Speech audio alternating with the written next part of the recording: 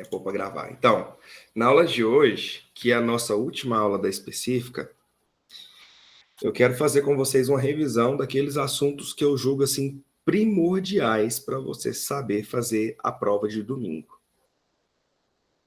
Primeira coisa que vocês têm que lembrar do que nós estudamos é a estratégia de prova. E qual que é essa melhor estratégia de prova?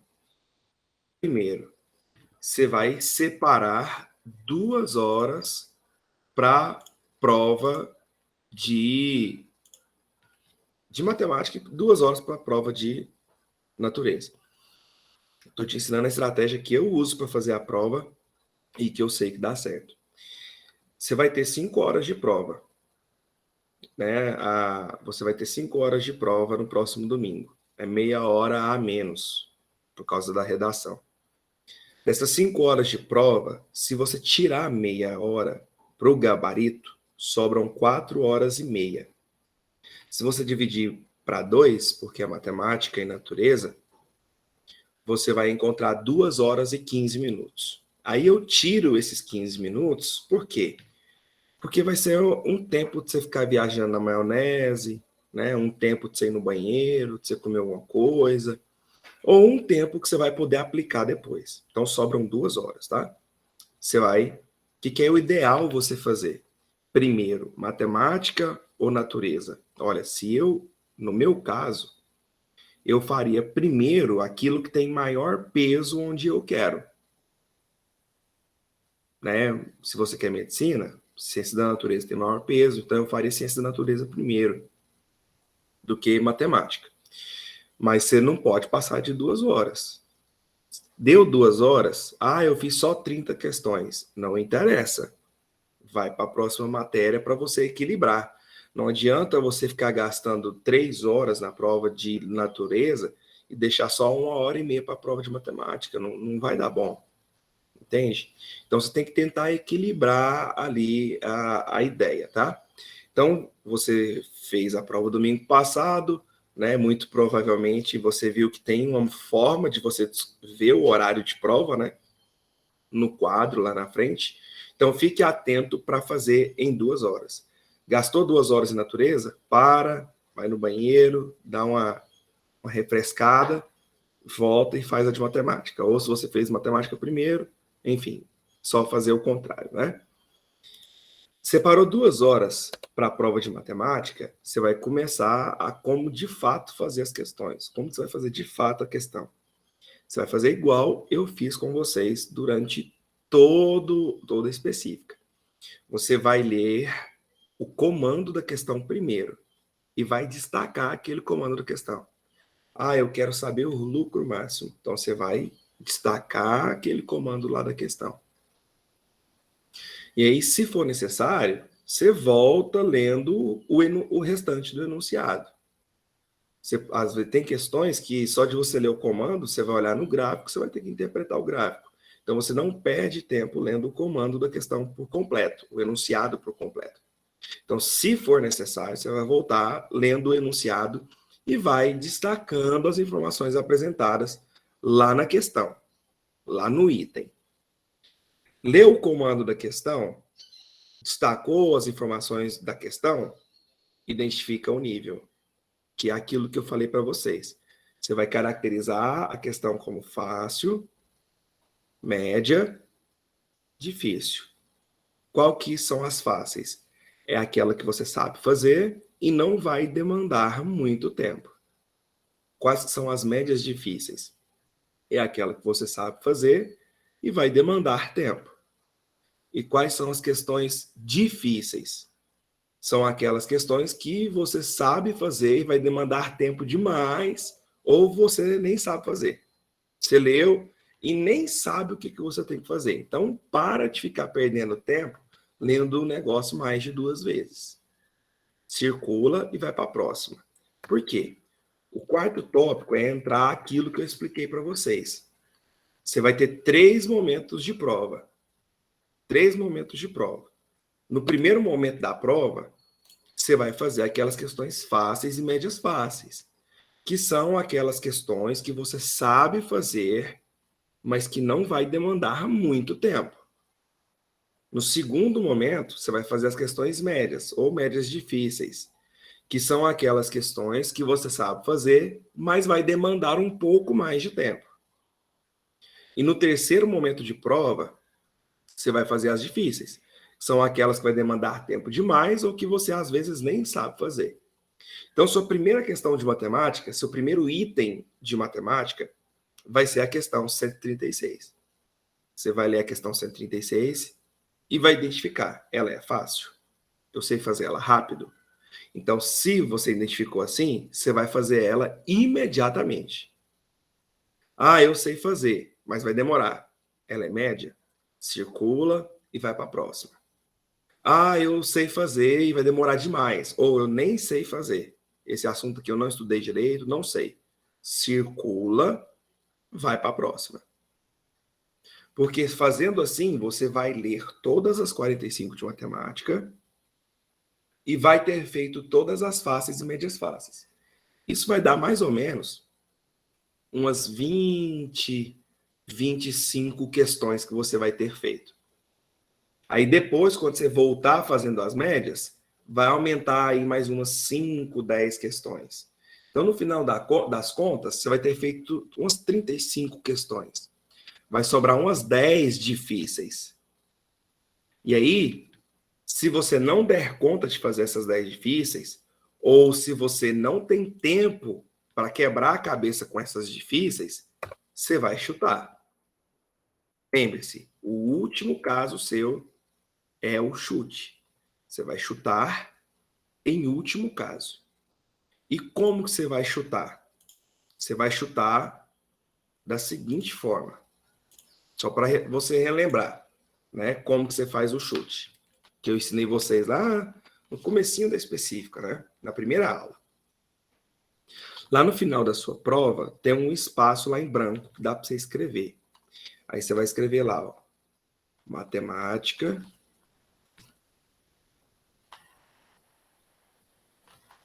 natureza. Vai colocar lá, letra A, B, C, D e E.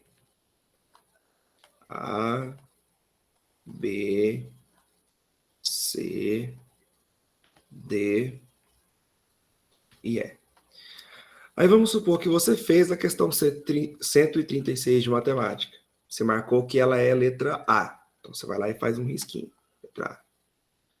137 você fez, você marcou letra D. Então você vai lá e marca a letra D. 138, você foi lá e marcou letra C. 139, você pulou. 139 eu não fiz. 140, você pulou. 140 eu não fiz. 141, letra A. Então, vamos supor que no final das contas,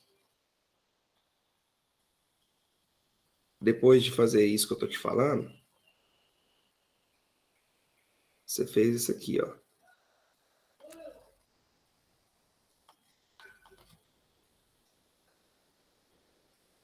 Certo. Aqui eu fiz 1, 2, 3, 4, 5, deu 20, 26, 27 questões que eu fiz. Olha só, um exemplo. 27 questões. Certo. Então agora eu vou chutar a 139. Como que você vai fazer para chutar a 139? Você vai ler a questão bonitinho, vai destacar as informações e vai dar uma analisada nela. De cara, você consegue eliminar duas questões. Fica entre 3. Se você forçar mais um pouquinho, você elimina mais uma. E fica entre duas. Dá para ficar entre duas alternativas. Pelo tanto de questões que vocês já fizeram no decorrer desses anos, você consegue ficar entre duas alternativas. A certa e a errada, né? O problema é que na maioria das vezes a gente marca a errada. Acontece. Então vamos supor que você fez isso lá na 139 e ficou em dúvida. Ficou entre duas alternativas, letra B e a letra C. E aí você vai ter que chutar. Então qual que você vai chutar? A que você marcou menos. Qual que você marcou menos? Letra B. Comparado com a C, você marcou letra B menos. Então, você vai lá e chuta a letra B. Ah, 140.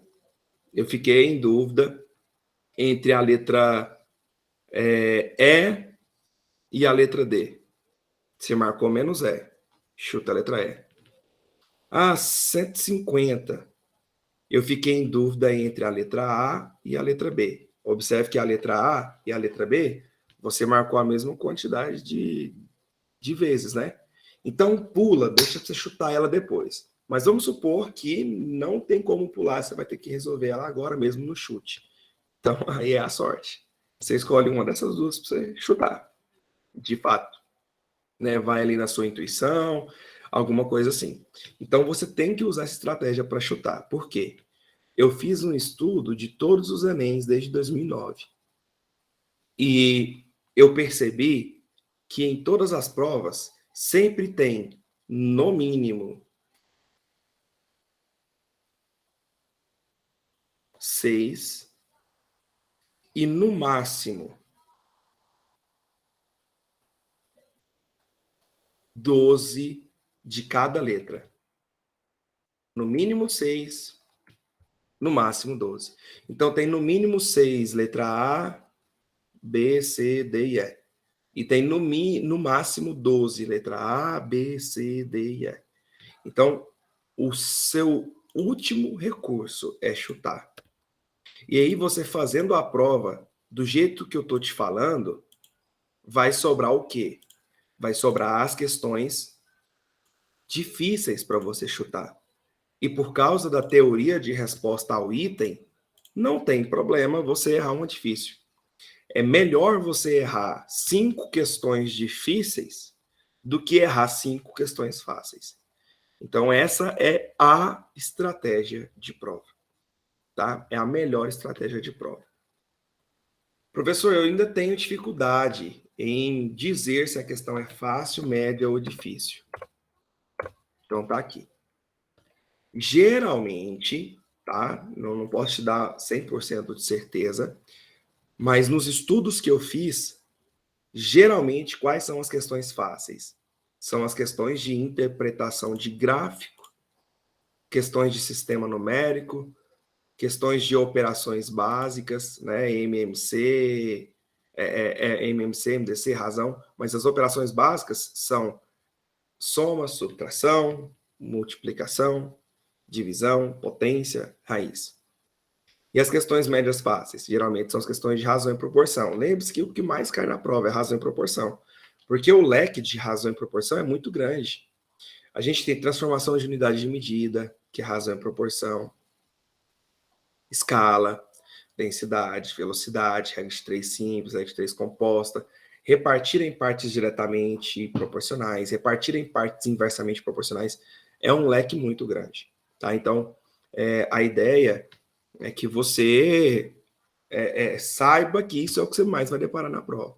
Então, essas questões, elas geralmente são questões médias fáceis, são questões que você tem que fazer em um primeiro momento. Questões de função afim e de estatística. Então, esses dois leques aqui, ó, de fácil e média fácil, são as questões que você vai fazer no primeiro momento de prova. Tá? Primeiro momento de prova. Você vai procurar questões desse assunto. Geralmente, quais são as questões médias difíceis? Questões de função quadrática, de função exponencial, de PA, PG, análise combinatória, probabilidade, geometria plana e geometria espacial. Então, você vai deixar essas questões aqui para o segundo momento de prova. Segundo momento de prova. E as questões difíceis, geralmente são questões de logaritmo, de função trigonométrica, de geometria analítica e de juros. Juros porque às vezes tem muito pega, por isso que eu gosto de classificar como difícil, tá? Então você vai deixar essas aqui para você fazer no terceiro momento de prova. Então você vai começar primeiro por essas questões fáceis e médias fáceis, que são aquelas questões que você faz e não demanda muito tempo. Vou mandar sim, Andressa, essa aula no grupo depois. Não precisa ficar preocupado em ficar tirando print, não. Depois eu vou mandar para vocês isso aí, tá? Aí nós temos as questões médias difíceis para o segundo momento e as difíceis para o terceiro momento. E por fim, qual que é o nosso top 10, né? Os conteúdos aí de matemática. O top 10 dos conteúdos de matemática são esses. Então, se você vai fazer de fato, né, aquela lista que eu mandei para você lá com o gabarito, né, tudo certinho, bonitinho lá, se você vai fazer ela, então você vai se deparar com esse tipo de questão, tá? Você vai se deparar lá com esse tipo de questão. Bom, questões de interpretação de gráfico, questões de razão e proporção, de função, de matemática financeira, que é a porcentagem em juros, questões de estatística, questões de análise combinatória, questões de probabilidade, de trigonometria, de áreas de figuras planas e de geometria espacial. Pessoal, alguma dúvida, alguma pergunta sobre estratégia de prova? Tudo certo? Quer perguntar alguma coisa? Pode ficar à vontade, tá? Que agora, se não tiver, a gente vai tudo tranquilo, né? Deu para relembrar essa parte. Ok. Então agora a gente vai partir. Não, chutar, com certeza, Júlia. Não existe esse negócio de deixar sem fazer. Se você deixa sem fazer no Enem, ele vai considerar de qualquer jeito que você errou. Se você deixa uma questão em branco, ele vai considerar que você errou de qualquer jeito. Então, a melhor coisa que você tem que fazer é não existe esse negócio de deixar a questão em branco, tá? Tem que fazer. Cecília, isso que eu estou ensinando é para a prova toda. Prova toda do Enem. Vocês poderiam, se vocês tivessem lembrado antes, né, dessas aulas, eu sempre disse para vocês lá na nossa primeira aula que isso é válido até para humanas, para linguagens. Essa técnica é válida, né?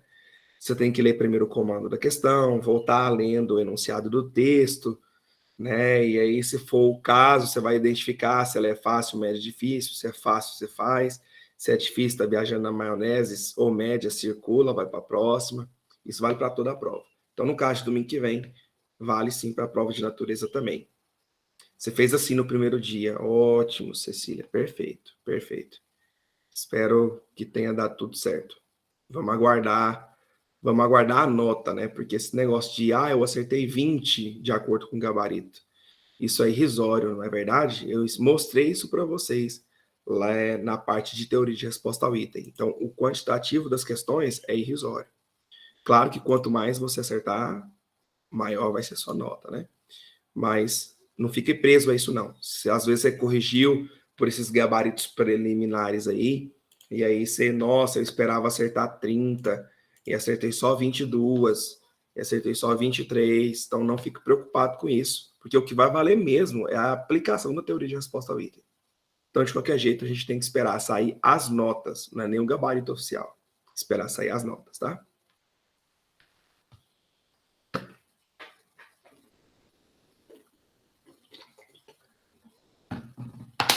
Então, vamos lá.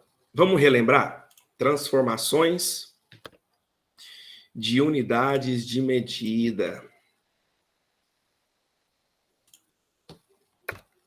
Olha só, a gente tem 5 transformações de unidade de medida que nós vimos: comprimento, massa, capacidade e área. E volume. Mas você não precisa decorar todas, é só saber a primeira, é só saber a de comprimento, né? É só você lembrar dessa sequência. Só você lembrar de quilômetro, hectômetro, decâmetro, centímetro e milímetro. É aquilo lá que eu não sei se vocês lembram, eu tinha falado assim para vocês, ó. Caguei, hoje daquele modelo duro com a cor marrom. Caguei hoje daquele modelo duro com a cor marrom. Ou cagada mole desce macio. Pronto. Você vai... Essa frasezinha é mais só para te ajudar a lembrar dessa sequência, caso você tenha dificuldade de lembrar ela, tá? Bom, e como que a gente vai fazer essa transformação? É a coisa mais simples do mundo. É só multiplicar ou dividir por 10, por 100, por 1000. Só que multiplicar ou dividir por 10, 100, 1000 é só você andar com a vírgula. Então, se você quer transformar de quilômetro para metro, você vai andar 3 casas para a direita, né? Quilômetro para metro, ó. 1, 2, 3. 3 casas para a direita. Então, você vai pegar essa vírgula e vai andar 3 casas para a direita. A vírgula parou aqui. Então, você vai ter 72 metros. 8.400 milímetros para hectômetro. Se você está em milímetro e quer chegar lá em hectômetro, 1, 2, 3, 4, 5 casas para a esquerda. Então, você vai pegar a vírgula que está no final e vai andar 5 casas para a esquerda. 1, 2, 3, 4, 5. Parou aqui a vírgula. 0,84. Aí nós temos as unidades de medida de massa, que é no lugar do metro, da letra M, você colocar G de grama. Aí fica quilograma, hectograma, decagrama, grama, decigrama, centigrama, miligrama. Quilograma para decigrama. Quilograma estaria aqui, ó. Quilograma estaria no lugar do quilômetro. Decigrama estaria aqui no lugar do DM. Então, imagina aí, ó, para você sair daqui e chegar aqui, você vai andar 1, 2, 3, 4 casas para a direita. Então, você vai pegar a vírgula aqui desse número e vai andar 4 casas para a direita. 1, 2, 3, 4. É como se fosse aqui, ó. Cada casinha 0, né? 5.000. Para grama. Então, miligrama estaria aqui, grama estaria aqui. São 1, 2, 3 casas para a esquerda. Pega a vírgula, anda 3 para a esquerda. 1,2. É só você pensar nesse tipo de raciocínio. Quilolitro para mililitro. Quilolitro estaria aqui. Mililitro estaria aqui. Essa vírgula aqui e vai andar 6 casas para a direita. Fica 8.300 mililitros. Centilitro para litro. Centilitro estaria aqui e o litro estaria aqui. São 2 casas para a esquerda. Então, você volta 2 casas para a esquerda, fica 7,5. Tá? Então, a ideia é básica. É básica. É só você lembrar disso aí. Ah, deu uma travadinha aí?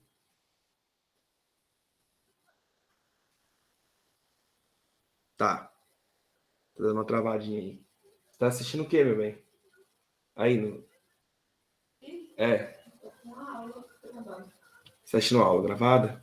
Tá. Não, é porque deu uma travadinha aqui. Ó, eu só queria saber se estava pesado demais a internet. Ah, tá. Certo.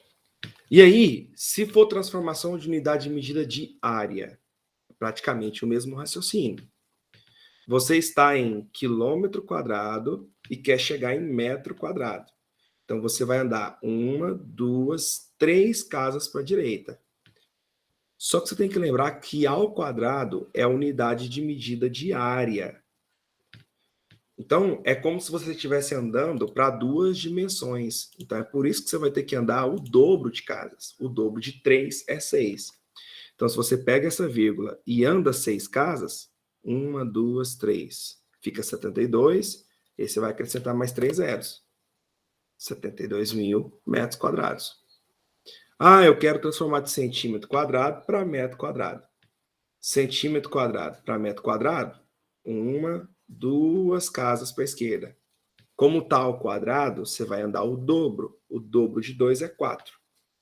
Então, você vai pegar a vírgula nesse final e vai andar 4 casas para a esquerda.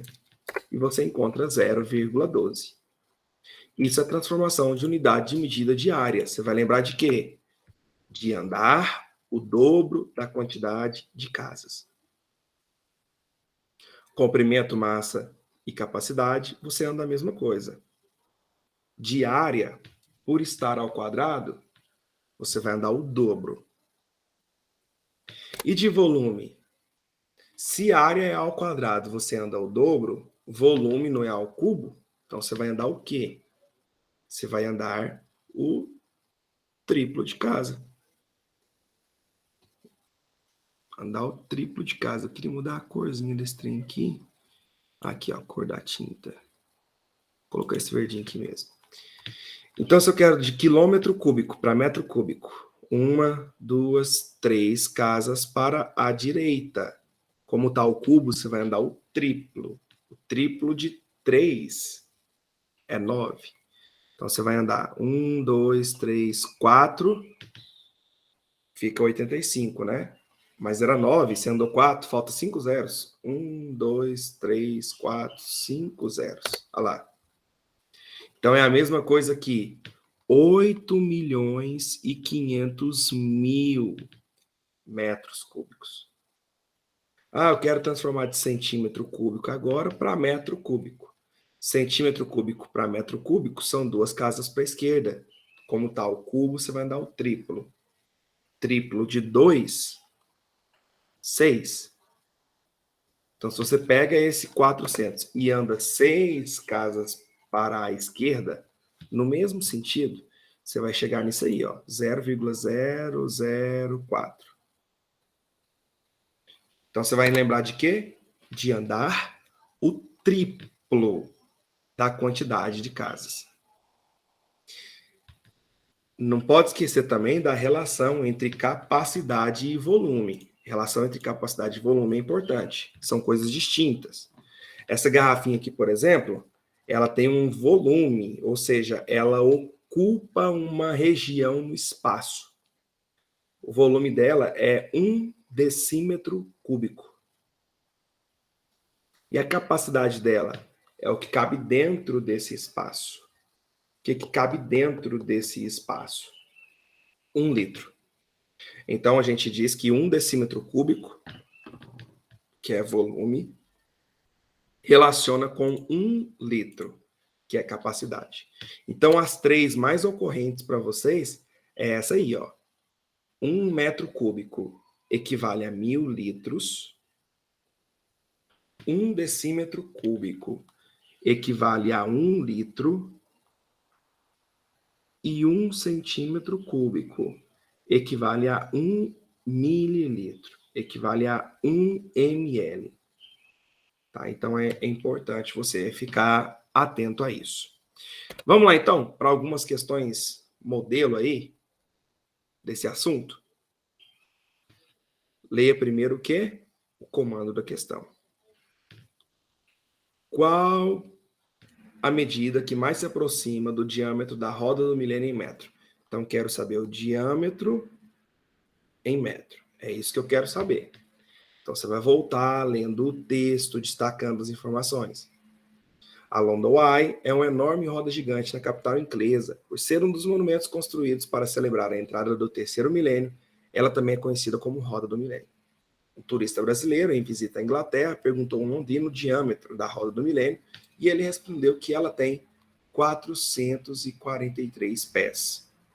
Não habituado com a unidade pé e querendo satisfazer sua curiosidade, esse turista consultou o manual de unidade de medida e constatou que um pé equivale a 12 polegadas e que 1 polegada equivale a 2,54 centímetros.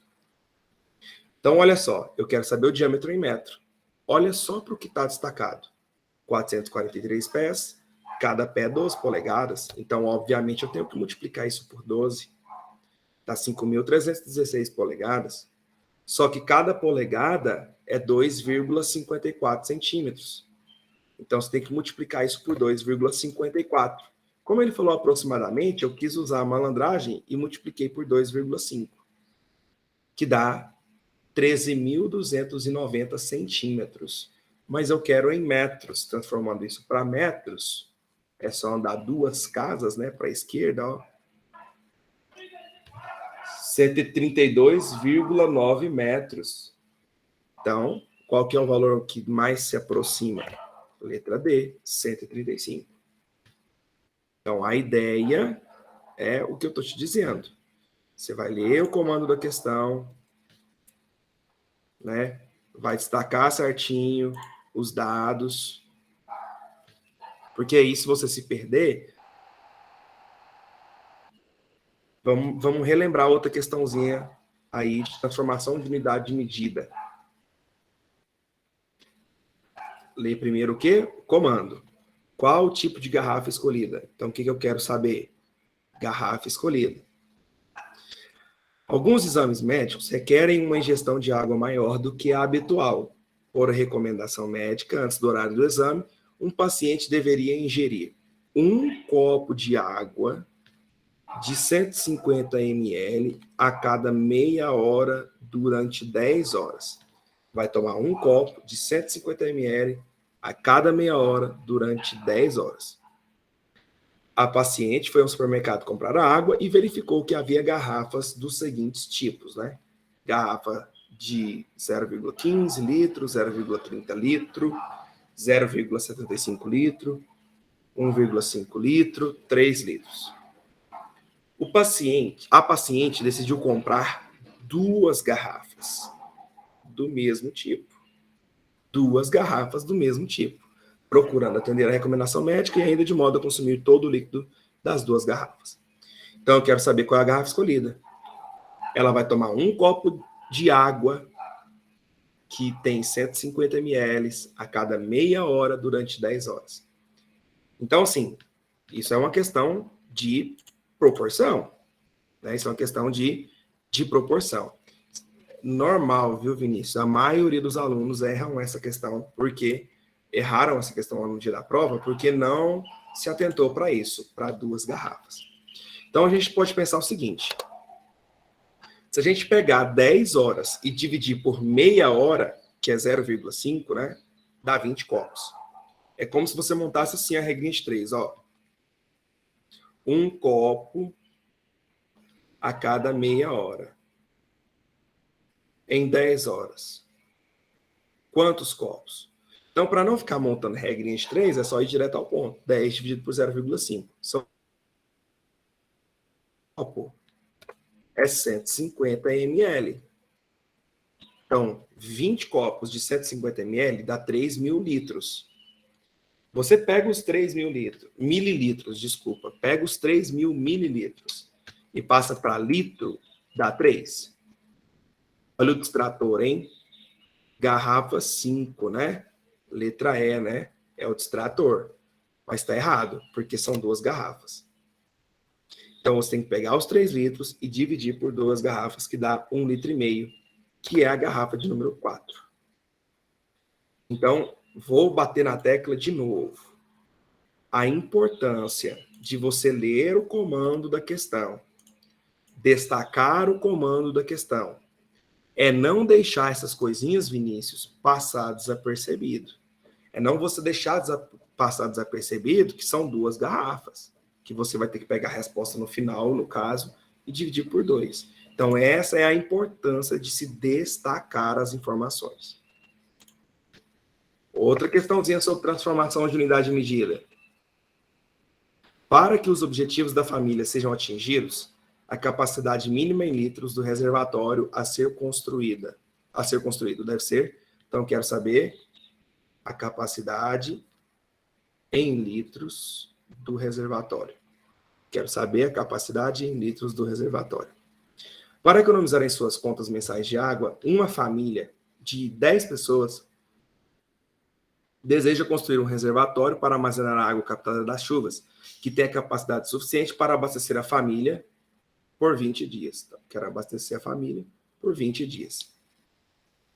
Cada pessoa consome 0,8 metros cúbicos. Então, qual tem que ser a capacidade em litros? Ora, se cada pessoa consome 0,08 e são 10 pessoas, é só você multiplicar. 0,08 vezes 10. Só que isso daria por dia. E você não quer por 20 dias? Então você multiplica por 20. Era só fazer 0,08 vezes 10 vezes 20. Vezes o distrator. Só que a gente quer a resposta em litros. 1 metro cúbico são 1.000 litros. Então, 16 vezes 1.000, 16.000 litros. Letra E.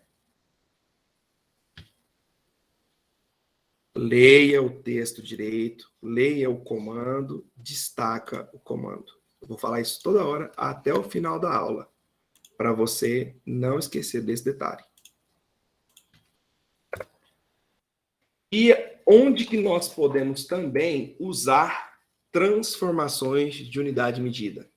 Em escala, densidade e velocidade média. Como que a gente calcula a escala? É a razão entre o tamanho do desenho e o tamanho real. Como que a gente calcula a velocidade média? Distância pelo tempo.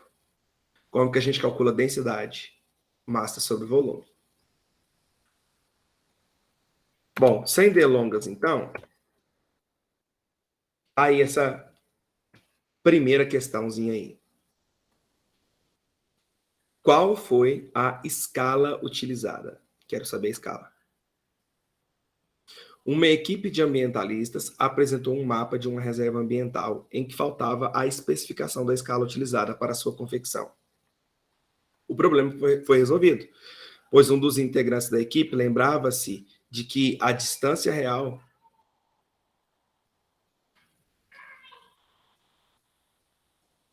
72 quilômetros. E isso equivalia a 3,6 centímetros no mapa. Qual foi a escala? Ora, escala é o tamanho do desenho pelo tamanho real. Qual foi o tamanho do desenho? 3,6 centímetros. E o tamanho real? 72 quilômetros. A ideia é que você deixe tudo isso na mesma unidade de medida. Então, você vai ter que transformar esse negócio de quilômetro para centímetro. Então, você ia ter que lembrar da tabelinha lá, né? Caguei hoje daquele modelo duro com a cor marrom. Você ia ver que de quilômetro para centímetro são 5 casas. Então, você ia ter que pegar os 72 e acrescentar 5 zeros.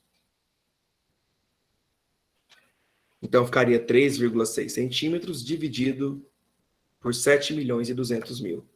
Só para ficar mais fácil, eu quis sumir com essa vírgula. Então, eu multipliquei por 10 aqui em cima e aqui embaixo, tá?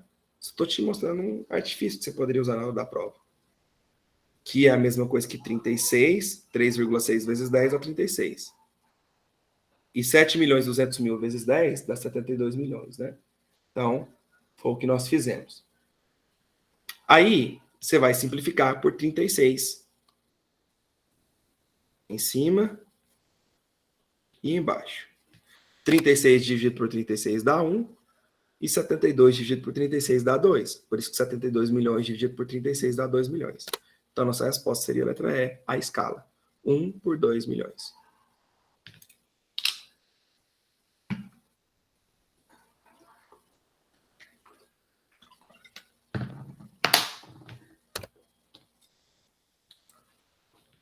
A envergadura CD na referida maquete em centímetro é igual a... Então, quero saber CD na maquete em centímetro. Uma empresa europeia construiu um avião solar, como na figura, objetivando dar uma volta ao mundo utilizando somente energia solar. O avião solar tem comprimento AB igual a 20 metros. E uma envergadura de asas CD igual a 60 metros. Para uma feira de ciências, uma equipe de alunos fez uma maquete desse avião. A escala foi 3 por 400. Então, qual que é a envergadura CD? A gente sabe que escala é Dzinho sobre Dzão. Então, a escala é 3 por 400. O tamanho do desenho eu quero saber. E o meu tamanho real? É o tamanho real de CD. Só que CD é 60 metros.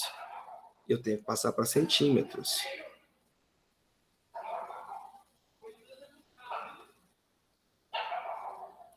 6.000 centímetros.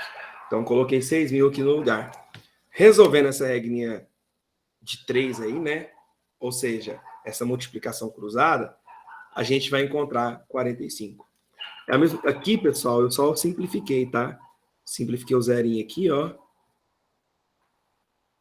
Aí ficou 60 dividido por 4, que dá 15. 4 dividido por 4 é 1, 60 dividido por 4 dá 15. Por isso que ficou isso aqui, ó. Então, opa, não marquei o 45, né? Letra C aqui no caso. 45. Vamos lá para mais outra questãozinha de escala. Por quê? Por que eu estou batendo a tecla em escala? Porque é o que mais cai. Sempre cai alguma coisa relacionada à escala. Então, o que nós estamos querendo saber nessa questão? Nós estamos querendo saber o quê? O volume original em metro cúbico. Em uma de suas viagens, um turista comprou uma lembrança de um dos monumentos que visitou. Na base do objeto, há informações dizendo que se trata de uma peça em escala 1 por 400 e que seu volume é 25 centímetros cúbicos. Então, qual é o volume do monumento original? O que significa esse 1 por 400?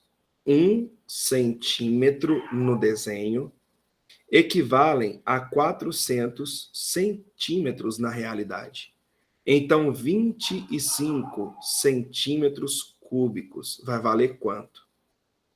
O aluno que fizer isso, ele vai encontrar a letra E. 10.000. Mas está errado? Não é 10.000 a resposta. Por quê? Porque observe que aqui ele te dá centímetro cúbico e aqui é centímetro. Você não pode usar essa proporção. Aí o aluno que se acha esperto, ele fala assim, é porque queria a resposta em metro. 400 centímetros são 4 metros. 25 vezes 4, 100. Letra A. Errou de novo. Por quê? Porque essa escala aqui é aquela escala que eu falei para vocês de escala volumétrica. É a mesma coisa que... A escala é essa, né? 1 por 400 é a mesma coisa que 1 centímetro, 400 centímetros. É a mesma coisa que 1 centímetro equivaler a 4 metros. Só que aqui ele está falando de volume. Então, você tem que pegar essa escala e elevar ao cubo. Porque eu preciso de uma escala que trabalha volume. Se fosse área, você ia elevar ao quadrado. Volume, você vai elevar ao cubo. Então, você elevando isso ao cubo, olha a proporção que a gente chega.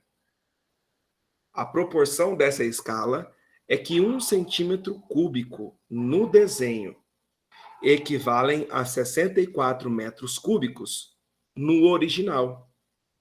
Então, 25 centímetros cúbicos vai valer quantos metros cúbicos? Agora tá certo. Por quê? Porque aqui, ó, tá em centímetro cúbico, aqui também tá em centímetro cúbico. Show! Se aqui tá em metro cúbico, então eu vou achar a resposta aqui também em metro cúbico. E aí você multiplicando cruzado, 1.600, letra C. Então, eu quis colocar essa questãozinha aqui só para a gente relembrar de que se a questão falar de escala e falar de alguma coisa relacionada a volume, você precisa da escala volumétrica. Como você vai encontrar a escala volumétrica? Pega a linear, eleva ao cubo, tá? Só mais uma aqui, de escala, para não perder o costume. Eu quero saber o volume real em centímetro cúbico. Então, o condomínio de um edifício permite que cada proprietário do apartamento construa um armário em sua vaga de garagem.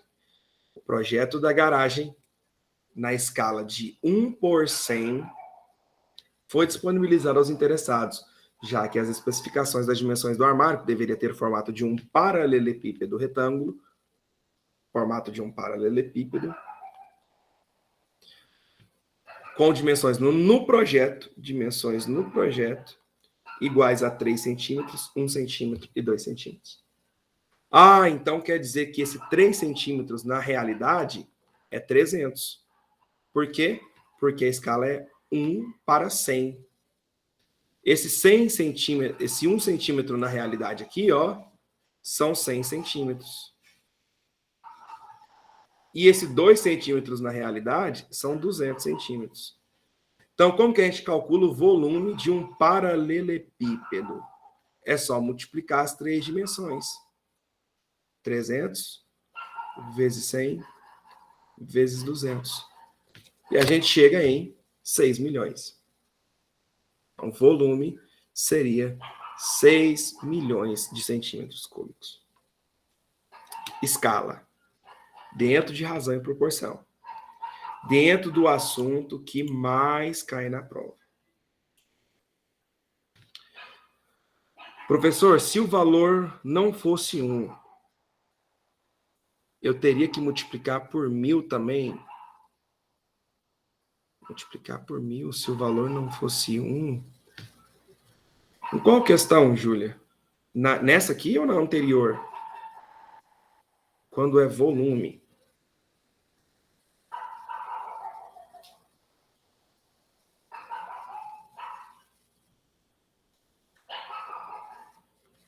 É obrigatório multiplicar os dois lados por 100 na questão anterior.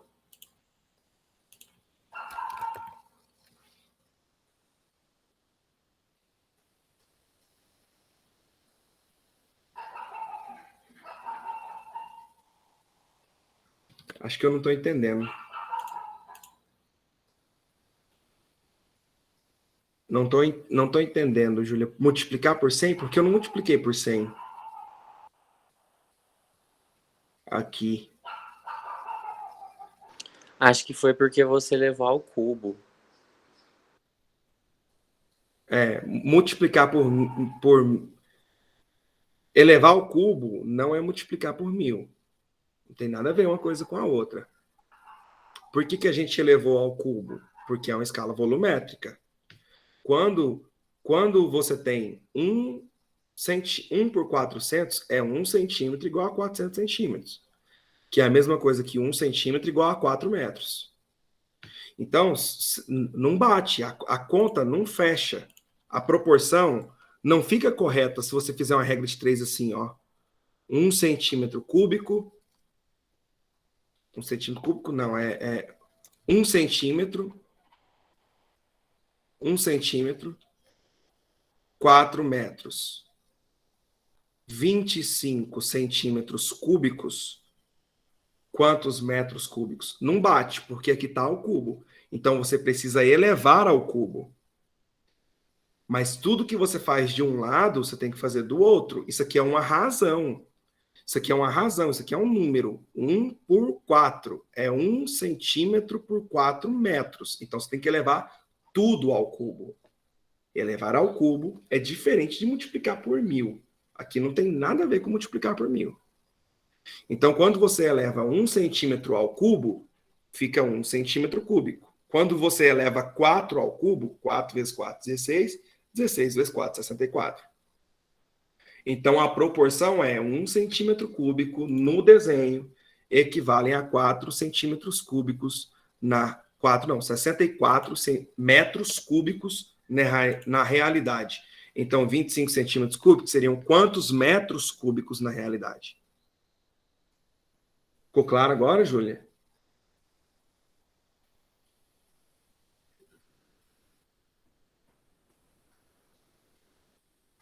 Ok.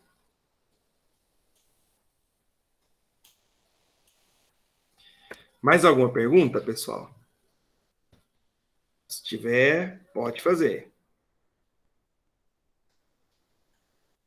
Certo. Então, vamos avançar. Vamos para a função afim, né? Função polinomial do primeiro grau.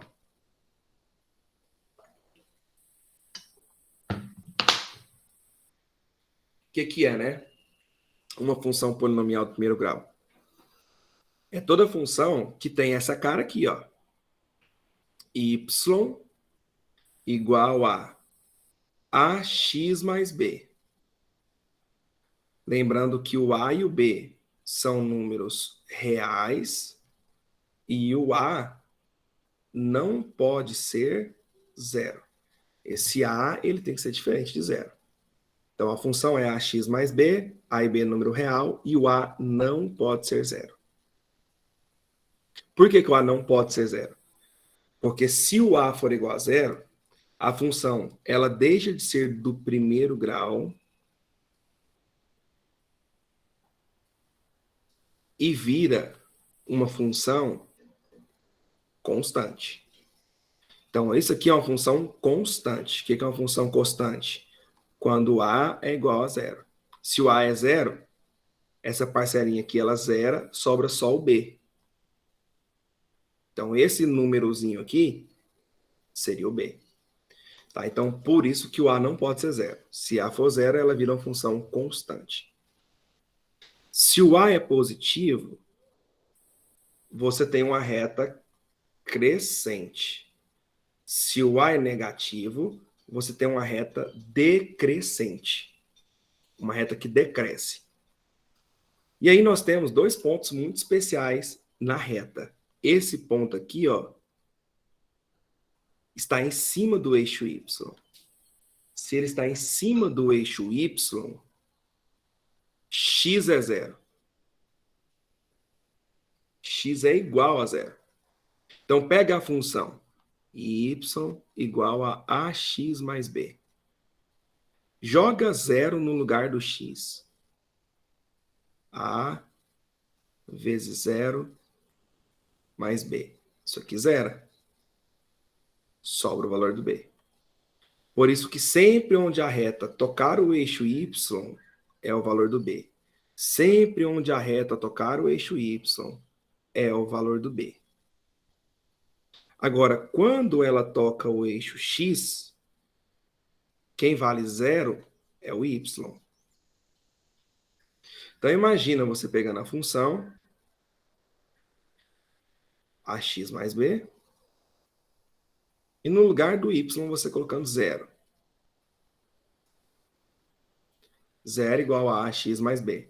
O b está somando, vai passar para cá subtraindo. O a está multiplicando, vai passar dividindo. Então, onde toca o eixo x, não é o valor do a, é o valor de menos b sobre a. Onde toca o eixo x, é menos b sobre a. Onde toca o eixo x, é menos b sobre a. Esse menos b sobre a, ele é chamado de zero da função.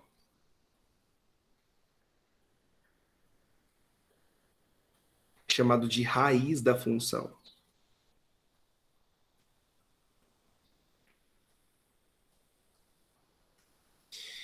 Lembre-se que o a, ele tem um nome específico. O a é o nosso coeficiente angular e o nosso b é o coeficiente linear. Então, isso é função polinomial do primeiro grau. Bora relembrar essa paródiazinha? Eu não peguei o violão, tá ali no carro. Mas eu vou aqui na mão aqui mesmo, tá? Batendo aqui na mão aqui. Só para vocês relembrarem lá, ó. Se a função é do primeiro grau, ax mais b, com a e b real. Se o a é positivo, a reta é crescente. Se o a é negativo, ela fica decrescente. Coeficiente a é o angular e o b é o linear. Se a reta toca o y, é o valor de b. Se toca o eixo x, é a raiz, pode crer. Oh, vai! A raiz é menos b sobre a. Para resolver, é fácil de lembrar. Monta um sistema ou sai por semelhança. Determinante é fácil, é roubar doce de criança. Né? E aí a gente consegue o quê? Revisar. A gente consegue dar uma relembrada de tudo aquilo que a gente falou, né? Se a função é do primeiro grau, ax mais b com a e b real. Lembrando que o a, obviamente, não pode ser zero. Se o a é positivo, a reta é crescente. Se o a é negativo, ela fica decrescente. Coeficiente A é o angular e o B é o linear. Se a reta toca o Y, é o valor de B. Se toca o eixo X, é a raiz, pode crer. A raiz é menos B sobre A. Para resolver, é fácil de lembrar. Monta um sistema, sai por semelhança, determinante é fácil roubar de criança. Beleza.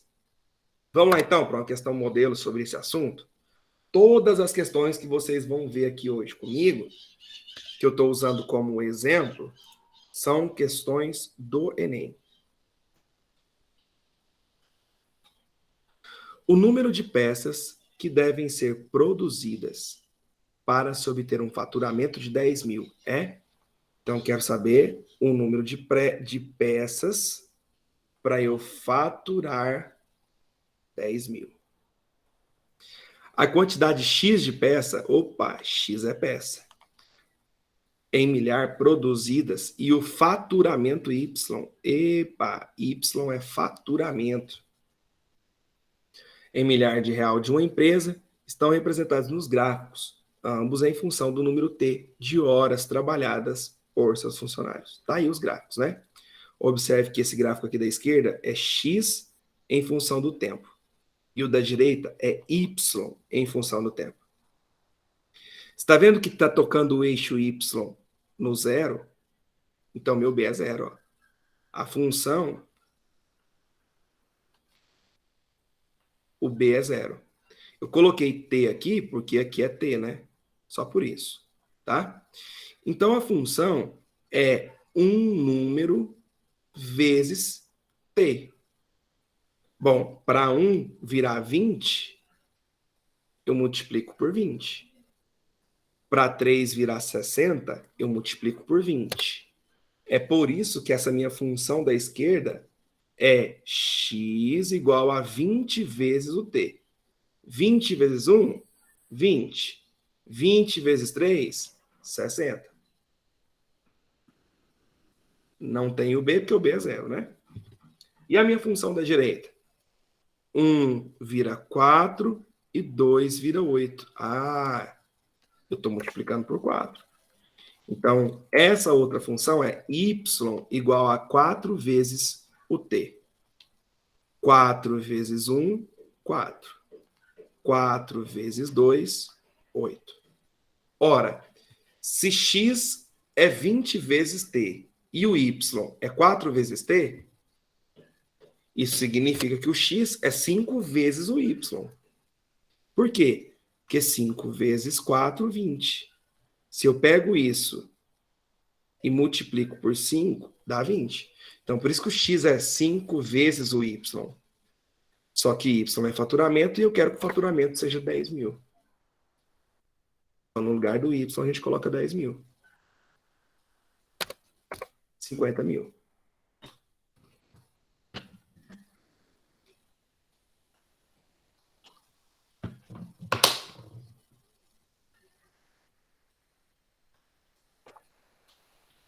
Deixa eu ver se tem alguma pergunta aqui. Nobody, nobody. Beleza. Show. Vamos prosseguir, então. Outro exemplo de função do primeiro grau. Essa questão aqui foi eu que adaptei ela, tá? Eu dei uma mexida nela. Ela caiu no Enem em 2016. Eu adaptei ela para virar uma função do primeiro grau. Então, qual que é o comando?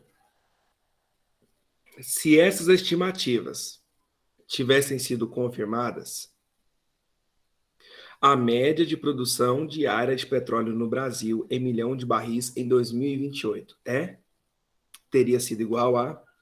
Então, quero saber a média em 2028. Eu quero a média em 2028. O gráfico mostra a média de produção diária de petróleo no Brasil em milhão de barris no período de 2004 a 2010. Estimativas feitas naquela época indicavam que a média de produção diária de petróleo no Brasil, baseado nos 2 últimos anos pares, crescia linearmente para os próximos anos pares até 2030. Então, baseado nos 2 últimos anos pares, crescia linearmente para os próximos anos pares. Então, o último ano par, 2010. Qual foi a produção? 2 milhões de barril. Depois, o penúltimo ano par, 2008. Qual foi a produção? 1,85. Então, isso iria continuar crescendo linearmente até chegar em 2028.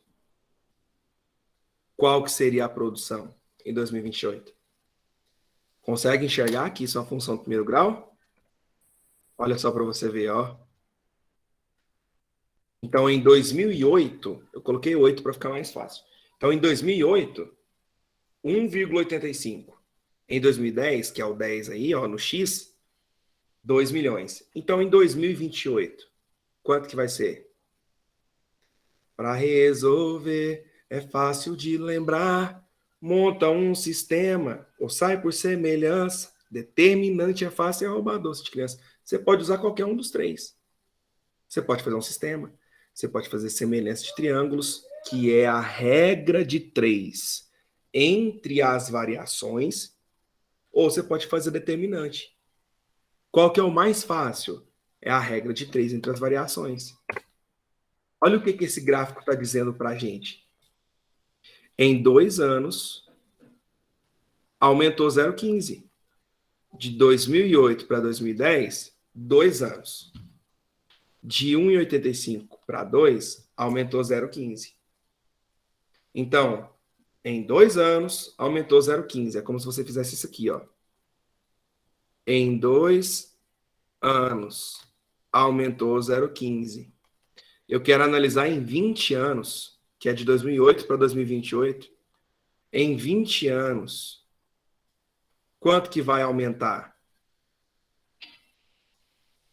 Fazendo essa regra de 3, você vai encontrar o quê? 1,5. Ah, então vai aumentar 1,5. Então quer dizer que, para eu saber o valor que está aqui, eu tenho que pegar esse 1,85 e aumentar 1,5. 3,35. Sempre proporção. Regrinha de 3 entre as variações. Para a função polinomial de primeiro grau, é a melhor saída. Ah, professor, eu poderia ter feito diferente? Eu poderia ter feito assim, ó. Em 2 anos, aumentou 0,15. De 2010 para 2028, 18. Então, em 18 anos, quanto que vai aumentar? Poderia ter feito essa regra de 3, ó. Em 2 anos, 0,15. Em 18 anos, quanto? Então, se você resolver isso aqui, você vai encontrar 1,35. 1,35. Então, você descobriu que daqui até aqui em cima é 1,35. Então, quem que é o y? É 2 mais 1,35.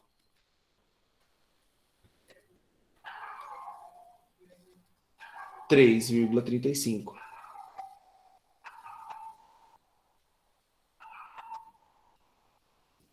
Então, você escolhe, né, o que você achar melhor. Mas lembre-se que é uma regra de 3 entre as variações, tá? Não vai fazer uma regra de 3 entre os pontos secos, que você vai errar. Você não pode fazer isso, ó. 2008, 1,85. Em 2028, quanto? Tá errado. Porque você tem que observar a variação. ao passar dos anos, quanto está aumentando ou quanto está diminuindo? 3,35, então. Enem 2018, olha só. Vamos ler primeiro o comando? A expressão algébrica que relaciona a quantidade de combustível no tanque e a distância percorrida pelo automóvel é? Então, você pode observar que o eixo Y é o combustível e o eixo X é a distância. Eu quero saber qual dessas funções A, B, C, D ou E, que descreve esse gráfico. Olha para o gráfico. Qual que é o valor do B? B é 50. Se a reta toca o Y, é o valor de B. B é 50. Então, olha na letra A. B está 500. Está fora a letra A. Olha na letra C. B está 500. Está fora a letra C. Olha na letra E. B também é 500. Está fora. Na letra B, ok. E na letra D, ok também. Só que essa minha reta, ela é decrescente. Se o A é positivo, a reta é crescente. Se o A é negativo, ela fica decrescente. Então, o meu X tem que ser negativo. Então, dentre as duas, aqui o meu X é negativo, letra B. Olha que fácil. Já estaria resolvido. Estaria resolvida a questão. Ah, professor, eu não ia pensar assim. Eu ia tentar encontrar de fato quem é o A. Tudo bem. Então vamos encontrar quem é o A. Se toca o eixo X é a raiz, pode crer. A raiz é menos B sobre A. Então, menos B sobre A tem que dar 500. Só que a gente sabe que o B é 50. Então, menos 50 sobre A tem que dar 500. Se você trocar o A e o 500 de lugar, que é como se você estivesse multiplicando cruzado, você conclui que o A é menos 50 sobre 500. Se você simplificar o zerinho, e simplificar por 5, dá menos 1 sobre 10. Logo, a função é realmente a letra B. Menos 1 sobre 10x está aqui, mais 50.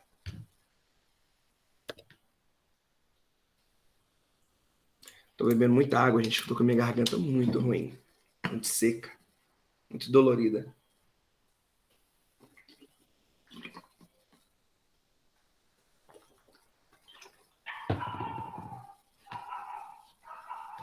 Vamos avançar. Vamos para mais uma questão de função primeiro grau.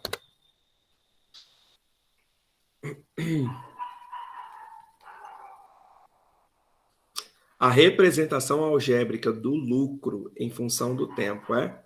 Então, quero saber o lucro em função do tempo. Observe que nem precisa ler o gráfico, nem precisa ler o restante do textinho lá, né? Quero saber qual dessas funções descreve isso aqui. Onde toca o eixo Y é o B. B é menos 1000. A única alternativa que o B é menos 1000 é a letra D. Podia cair umas 10 dessa, né? Podia cair umas 10 desse jeito. Ia ser lindo. Ia ser maravilhoso. É. Quem sabe, né? Quem sabe? Tem chance. Tem chance.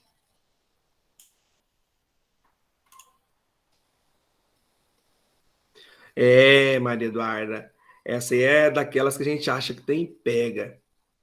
A gente pega e olha a questão assim. Ah, não é possível que é só isso. Cadê o pega da questão? Aí o problema, Maria Eduarda, é que muitas vezes a gente vai e refaz a questão, né? E quando refaz, a gente erra. A gente fez de novo, por exemplo, vai lá e marca a letra B.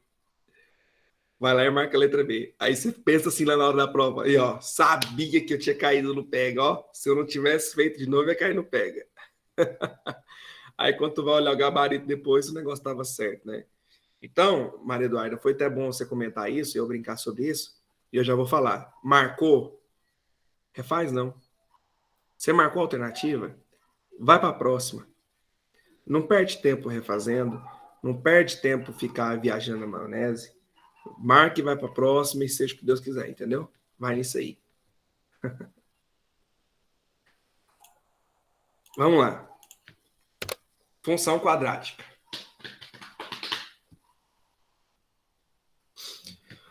Uma função, ela é do segundo grau quando ela tem essa cara aí, né? Ax quadrado mais bx mais c. Obviamente, o a, o b e o c tem que ser números reais, só que o a não pode ser zero. Porque se o a for zero, essa parcelinha aqui ela zera, aí deixa de ser do segundo grau e vira do primeiro, tá? Obviamente, você tem que saber resolver, né, uma equação de segundo grau. Nossa, me deu uma leseira aqui agora, gente. Uma moleza. Não sei se o calor aqui, pelo menos na minha casa, hoje está muito quente.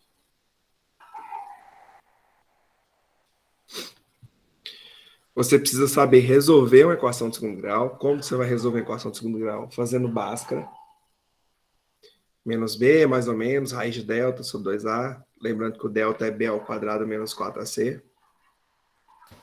Ou soma e produto. Você pensar em dois valores cuja soma é menos b sobre a e a multiplicação, c sobre a. Você sabe que se o a é positivo, a parábola é côncava para cima. E se o a é negativo, a parábola é côncava para baixo. A parábola ela vai ter dois pontinhos muito especiais, né? Esse aqui e esse aqui, que é o vértice da parábola. E se é o vértice da parábola, ele vai ter coordenadas x do vértice e y do vértice. E como que a gente calcula x do vértice? Menos b sobre 2a. E o y vértice? Menos delta sobre 4a. Mas não vai vir para você na prova, calcule o x vértice, calcule o y vértice. Vai vir o quê? Ponto mínimo e ponto máximo. Então, todas as vezes que falar de máximo, é algo relacionado ao vértice. Bárbara, você tá aí, Bárbara? Tá por aqui hoje, Bárbara? A Bárbara, gente, tá, né? A Bárbara mandou uma questão lá no grupo. Aí, ó, olha o que a questão tá perguntando. Quais devem ser os valores de x e y em metro para que a área da base do viveiro seja máxima? Nossa, eu quero que a área seja máxima. Então, ele quer o ponto máximo. Por isso que quando eu li a questão, eu sei que ele está querendo que a gente faça o vértice. Aí, é você que tem que interpretar se é o x do vértice ou se é o y do vértice. Depende de cada uma das maneiras que vai estar escrito a questão, tá? Então, vamos relembrar essa paródiazinha aqui? Meu violão, já falei que vocês estavam no carro, eu vou no batuque aqui mesmo, tá? Essa paródiazinha é da banda Roupa Nova. A música é Whisky a Go-Go. Aquela assim, ó. Eu perguntava do you wanna dance? E te abraçava do you wanna dance? Lembrar você, não sonha mais, não faz mal, né? E aí a paródiazinha fica assim, ó. Ax quadrado mais bx mais c igual a zero é a equação. A, B e C são coeficientes que vou usar na minha solução. Como é que é a solução? Menos B mais ou menos delta, que tem raiz e é sobre 2A. Côncava para cima, o A é positivo. Só resta o vértice para encontrar. XV é menos B, que fica bem sobre 2A. Y é menos delta, dividido por 4A. Se é o delta, devo obedecer. B ao quadrado menos 4AC, termo independente, é o valor de C. Né? E aí dá pra gente lembrar um pouquinho aí dessas formulazinhas aí, que muitos alunos acabam se esquecendo. Vamos lá, então, para uma questão modelo? Qual que é a pergunta? A segunda detetização começou em qual dia? Rapaz, mas tem um mundo só aqui que apareceu aqui que tá me enchendo o saco. A segunda detetização começou no qual dia, né? Para evitar uma epidemia, a Secretaria de Saúde detetizou todos os bairros de modo a evitar a proliferação do mosquito da dengue. Sabendo-se que o número F de infectados, então, F é um número de infectados, é dado pela função F de t igual a menos 2t quadrado mais 120t, em que t é expresso em dia e é o dia anterior à primeira infecção e que tal expressão é válida para os 60 primeiros dias da epidemia. Ok. Então, F é infectado, T é dia e a função é aquela ali. A Secretaria de Saúde decidiu que uma segunda detetização deveria ser feita no dia em que o número de infectados chegasse a 1.600. Beleza. Então, eu quero saber que dia ocorreu essa segunda detetização, quando chegou em 1.600 pessoas. Então, pelo enunciado da questão, a gente sabe que 1.600 pessoas... Municipal, quem que tá me enchendo o saco? 1.600 pessoas é o F. Então, você vai pegar a função e no lugar do F, você vai colocar 1.600. Vou jogar esse 2t ao quadrado que está negativo para o outro lado, o 120 que está positivo vai negativo, você chega nessa equação. Como é uma equação, dá para dividir todo mundo por 2. Então, dividindo todo mundo por 2, eu tenho essa equação, t ao quadrado menos 60t mais 800, igual a zero. Agora, você vai ter que resolver essa equação de segundo grau. Não fala nada de máximo, não fala nada de mínimo, então não tem nada a ver com vértice. Nada a ver com vértice. Então você vai resolver mesmo. Você tem que encontrar as raízes. Então você pode resolver por Bhaskara ou soma e produto. Eu ensinei vocês só um produto, né? Como plano A. A soma vai dar o sinal vai dar o B com o sinal trocado. Então a soma tem que dar 60. Porque o B é menos 60. Você troca o sinal do B. E a multiplicação tem que dar o C com o mesmo sinal. Então, a multiplicação tem que dar 800. Então, agora você vai ter que pensar em dois números que você vai somar, vai dar 60, e que você vai multiplicar, vai dar 800. 20 e 40. 20 mais 40 é 60, e 20 vezes 40 é 800. Então, isso significa que uma resposta é 20 e a outra é 40. Então, que dia que chegou a 1.600? No dia 20. Opa, tá escrito errado, tá marcado errado aí, hein? Não é 60 não, gente. Deixa eu corrigir isso aqui. Não é 60 não. É no 20 aqui, ó. Tá no lugar errado. Deixa eu projetar aqui de novo aqui.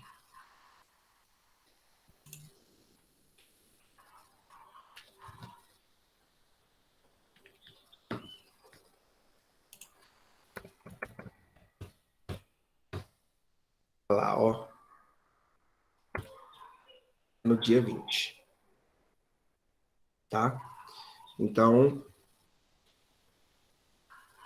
agora sim tá certo. Letra B. Olha essa outra questão aqui. Quando o estudante obtém o maior número possível de bactérias, a temperatura no interior da estufa está classificada como quando o estudante obtém o maior número possível de bactérias. Qual é a classificação da temperatura? O que eu quero saber é a temperatura. Aí vem a pergunta. Um estudante está pesquisando o desenvolvimento de certo tipo de bactéria. Para essa pesquisa, ele utiliza uma estufa para armazenar as bactérias. A temperatura no interior da estufa, em graus Celsius, é dada por essa expressão. Então, a temperatura em graus Celsius é dada por essa função aqui, ó. Menos H ao quadrado mais 22H menos 85, em que H representa as horas do dia.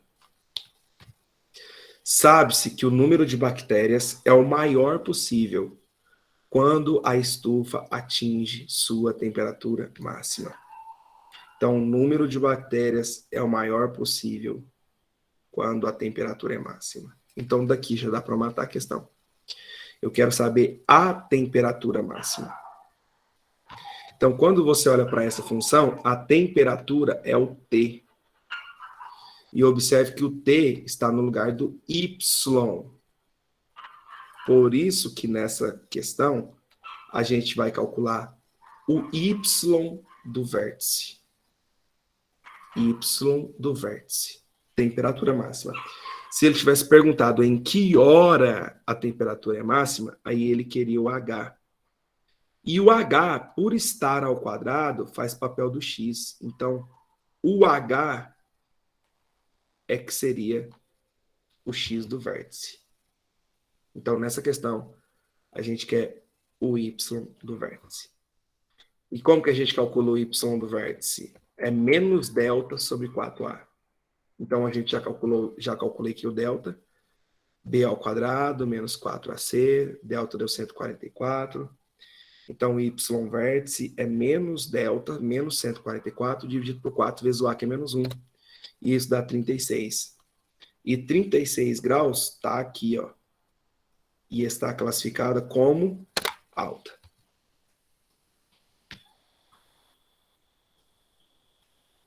Então, 36 está classificada como alta. Isso aí. Função de segundo grau. E de estatística? O que você tem que saber de estatística?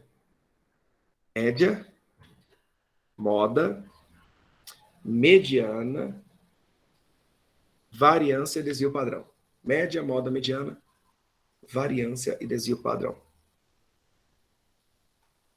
Que tipo de média que o Enem gosta? A aritmética e a ponderada. Como você calcula a média aritmética? Você vai somar todos os elementos e vai dividir pelo número de elementos. E como que você calcula a média ponderada? Todas as vezes que falar de peso ou de frequência, é a média ponderada. E como que você vai calcular a média ponderada? Você vai pegar cada elemento, vai multiplicar pelo seu respectivo peso, vai somar os resultados e vai dividir pelo número de elementos. Que é a somatória dos pesos, no caso, né? Você vai dividir pela somatória dos pesos, que é a mesma coisa que o número de elementos. O que é moda? É aquele elemento que sobressai em relação aos demais. É o que possui maior frequência. Então, você pode ter uma questão que tem uma moda, chamada de sequência modal, duas modas, chamada de sequência bimodal, três ou mais modas, que vai ser chamada de polimodal. Ou nem ter moda. Amodal. E o que é mediana? A mediana é o meio de uma sequência ordenada. Você vai colocar ela em ordem. Ordem crescente ou decrescente. Se a quantidade de termos for ímpar, você vai ter um elemento no meio. Ele é a mediana. Se a quantidade de termos for par, você vai ter dois elementos no meio. Então, como que você vai calcular a mediana? Você vai somar esses dois elementos e vai dividir por 2. Você vai fazer a média desses dois elementos. Soma e divide por 2. E a variância e o desvio padrão? A variância e o desvio padrão é para você... A variância e o desvio padrão é para você analisar o quanto uma amostra é regular ou irregular. Então, quanto maior o desvio padrão, quanto maior a variância, mais irregular será a amostra. Ser mais irregular é a mesma coisa que menos regular. Então, se você quer uma amostra regular, ela tem que ter baixa variância, baixo desvio padrão. Olha essa questãozinha aí. Enorme, né, esse texto. Essa é a importância de você ler primeiro o comando da questão. De acordo com os dados apresentados, a classificação do resultado de teste desse leitor é... Então, o que eu estou querendo saber nessa questão? A classificação do resultado. No final de uma matéria sobre sorte e azar, publicada em uma revista, o leitor tem a opção de realizar um teste, no qual ele deve responder a 10 perguntas sobre 5 temas, sendo 5 sobre sorte e 5 sobre azar.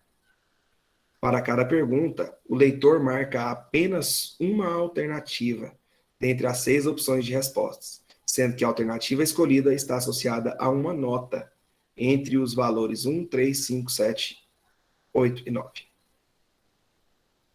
Um leitor respondeu ao teste, obtendo as notas de sorte e de azar para as perguntas e representou-as no quadro 1. O resultado do teste X é calculado como sendo a diferença entre a média aritmética da nota da sorte e do azar. Então, peraí. X é calculado como sendo a diferença entre a média aritmética da nota da sorte e do azar. A classificação desse resultado é dada de acordo com o quadro 2. Ok. Então, qual é a classificação? Você vai fazer a média da sorte. Como não dá a ideia de peso nem de frequência, você vai somar os elementos, vai dividir pelo número de elementos. Então, sorte é 1, 3, 9, 7, 7. Soma, divide por 5, dá 5,4. Vai fazer a nota do azar. 8 mais 5, mais 5, mais 5, mais 9, dividido por 5, dá 6,4. Então, você vai fazer a diferença na ordem que está escrito aí, tá? É a diferença entre sorte e depois o azar. Então, você tem que fazer sorte menos azar. 5,4 menos 6,4. Dá menos 1. E menos 1 está aqui, ó. Por que menos 1 está aqui? Porque tem o sinal de menor ou igual aqui, tá? Aqui só tem o sinal de quê? De menor. Por isso que não é a de cima, e sim a de baixo. E de baixo, você está na média. Não é difícil, não. Geralmente, questões de estatística são questões fáceis, médias fáceis. Que você não vai demandar tanto tempo para fazer. Essa aqui. A mediana dos tempos apresentados no quadro. Então, você quer saber a mediana? Simples. Você vai ordenar primeiro a sequência. Então, você vai colocar ela em ordem crescente ou decrescente. Como são 8 elementos, você vai ter 2 elementos no meio. Quais são esses 2 elementos no meio? O quarto e o quinto. Então, ao invés de ordenar todos os 8 elementos, eu só ordenei até o quarto e o quinto. Primeiro, segundo, terceiro, quarto, quinto. Você vai somar os dois e vai dividir por 2. E a mediana dá 20,85. Easy, easy, easy. É mais comum do que você pensa cair assim no Enem, viu? E essa outra? Com base no quadro, qual é a moda do número de pessoas no elevador durante a subida? Então, quero saber o quê? A moda do número de pessoas. Então, durante a subida, qual que é a moda? É isso que a gente quer. Ao iniciar suas atividades, o ascensorista registra tanto o número de pessoas que entram quanto o número de pessoas que saem do elevador em cada um dos andares do edifício onde ele trabalha. O quadro apresenta os registros do ascensorista durante a primeira subida do térreo de onde parte ele, mais 3 pessoas até o 5º andar. Então, qual que é a moda? Então, observe que no térreo entra 4 pessoas e sai 0. Entra 4 e sai 0. Então, tem 4 pessoas no elevador. Chegou no primeiro andar, entra mais 4. Então, agora ficou 8. Só que sai 3. 8 sai 3, sobra 5. No segundo andar, entra 1. Ficou 6. Só que sai 1. Continua 5. No terceiro andar, entra 2. Fica 7. Sai 2. Continua 5. No quarto andar, entra 2, fica 7. Sai 0, continua 7. No quinto andar, entra 2, fica 9. Sai 6, ficam 3 pessoas. Então, qual que é a moda? Qual que é aquele elemento que possui maior frequência? 5. Então, a moda é 5.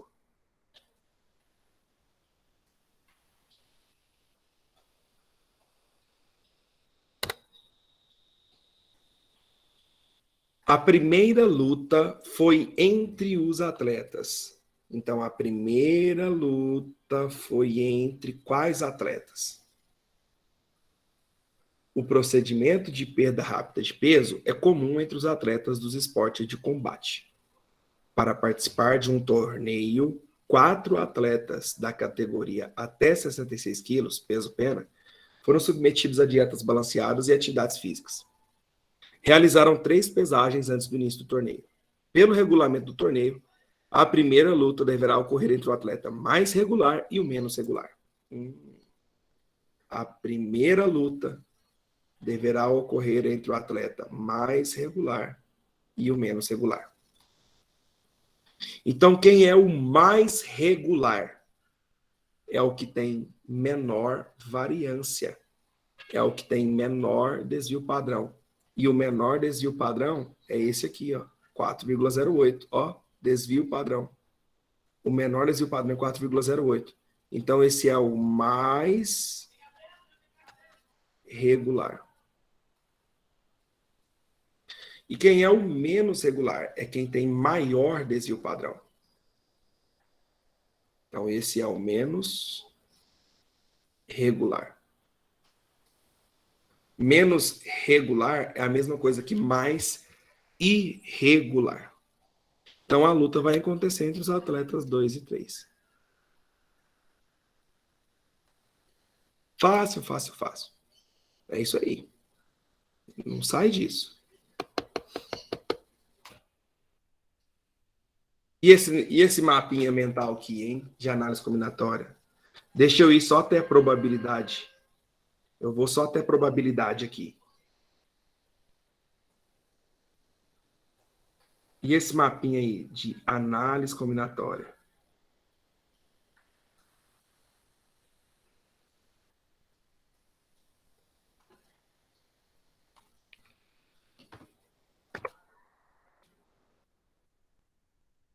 Gente, nosso tempo já finalizou, falta 2 minutos e eu não posso continuar, que eu tenho outras coisas que eu tenho que fazer ainda. Mas segura aí. Análise combinatória.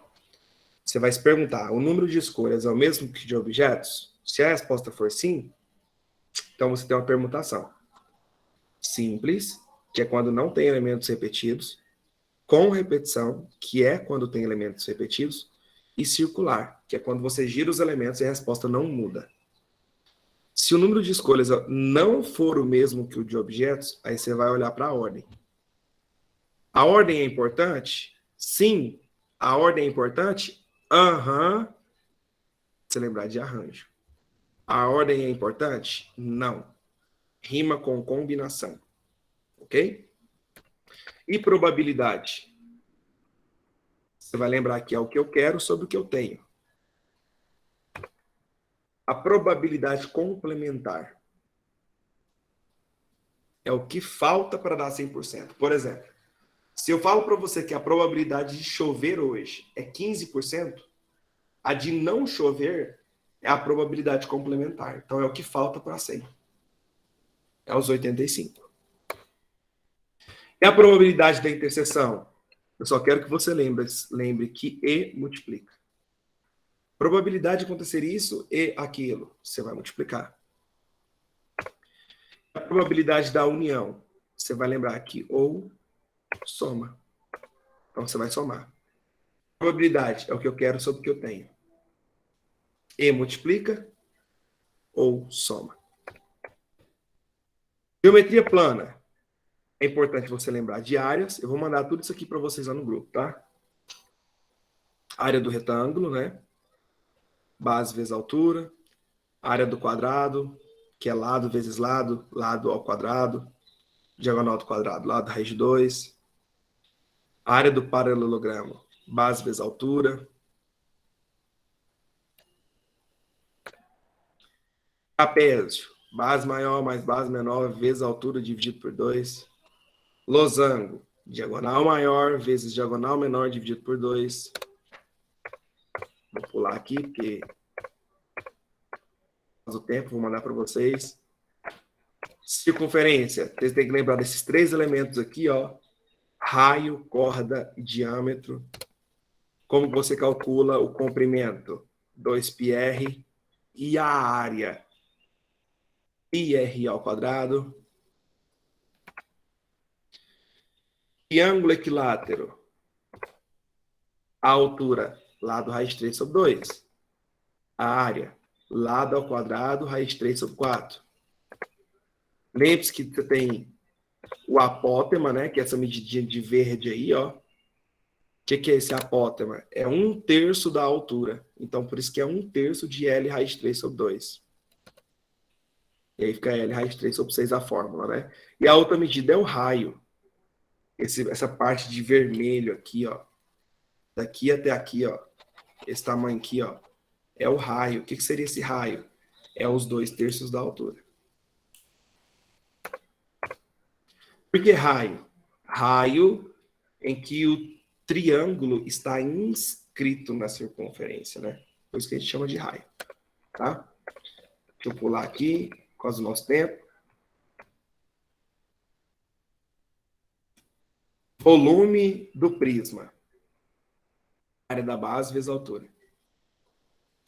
Volume da pirâmide. Área da base vezes a altura dividido por 3. Volume do cilindro. Também área da base vezes a altura.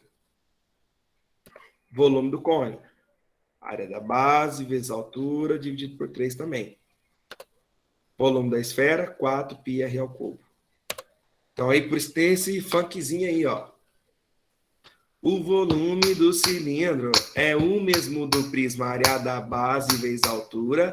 Se ligar na rima. O do cone ou da pirâmide é o mesmo para vocês. A área da base vezes a altura. Tudo isso sobre 3. Com o volume da esfera, eu fico boladão. 4πr ao cubo sobre 3, meu irmão. Não vai esquecer da área, porque eu fico bolado. 4πr ao quadrado. 4πr ao quadrado. Bom, pessoal, eu sei que eu dei uma corridinha aqui agora no final, né? Mas é isso aí. Olha, eu quero agradecer a vocês, né, pela confiança que me deram aí esse ano, por estarem fazendo a específica comigo durante todo esse ano, né, que a gente passou estudando junto. Agradecer vocês por entenderem, às vezes que a gente teve problemas técnicos, às vezes que eu não estava bem, que eu não conseguiria dar aula, e às vezes que eu tive que estar com a minha esposa. Então, assim, eu quero agradecer a vocês mesmo, de verdade.